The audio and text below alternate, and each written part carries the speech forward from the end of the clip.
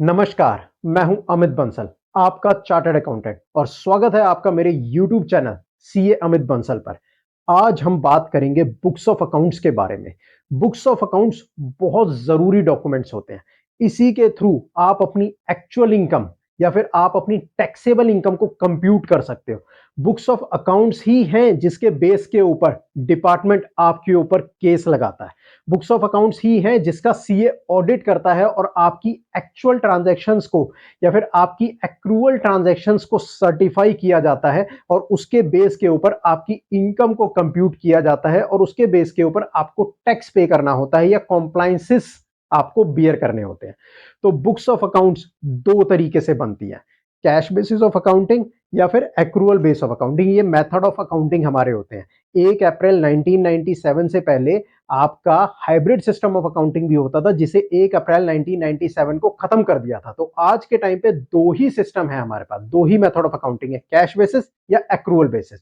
आप इन दोनों में से कोई भी एक मेथड अडॉप्ट कर सकते हो और उसके हिसाब से आप अपनी बुक्स ऑफ अकाउंट्स को बना सकते हो। अब ये जो बुक्स ऑफ अकाउंट्स होती हैं, ये हर वो बुक्स ऑफ अकाउंट है, हर वो डॉक्यूमेंट आपका बुक्स ऑफ अकाउंट्स के अंदर आता है जिसके थ्रू आपकी एक्चुअल ट्रांजैक्शन या फिर एक्चुअल इनकम या फिर एक्चुअल एक्सपेंस या फिर टैक्सेबल इनकम आपकी कंप्यूट की जा सकती है। हर वो सपोर्टिंग डॉक्यूमेंट, हर वो वाउचर डॉक्यूमेंट, हर वो बिल, हर वो इनवॉइस आपका बुक्स ऑफ अकाउंट्स का पार्ट है। आप हर वो डॉक्यूमेंट जिसके अंदर ये मेंटेन करते हो, किससे कितना पैसा लेना है, कितना पैसा देना है, आपकी सेल्स बुक, आपकी परचेजेस बुक, आपकी जर्नल बुक, आपकी कैश बुक, आपकी बैंक बुक, ये सारी बुक्स आपकी बुक्स ऑफ अकाउंट्स को कॉन्स्टिट्यूट करती हैं। यानी कि ये सारी बुक्स मिलकर के आपकी बुक्स ऑफ अकाउंट्स बनती है।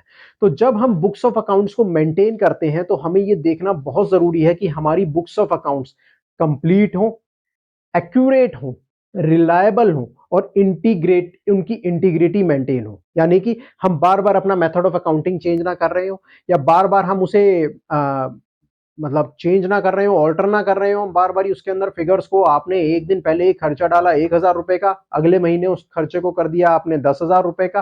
तो आपको इस चीज के बारे में बहुत मेंटेन करना है।